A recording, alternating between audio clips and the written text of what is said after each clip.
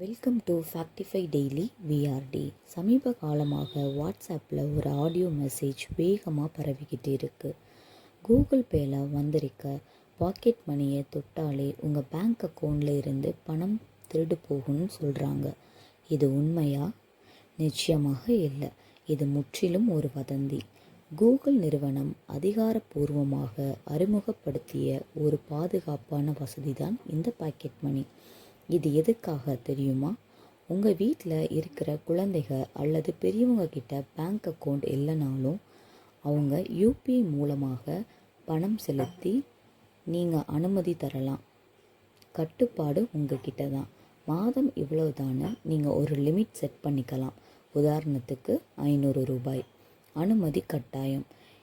அவங்க ஒவ்வொரு முறையும் பணம் அனுப்பும்போது உங்கள் ஃபோனுக்கு ஒரு நோட்டிஃபிகேஷன் வரும். நீங்கள் அப்ரூவ் கொடுத்தா மட்டும்தான் பணம் போகும். பாதுகாப்பு.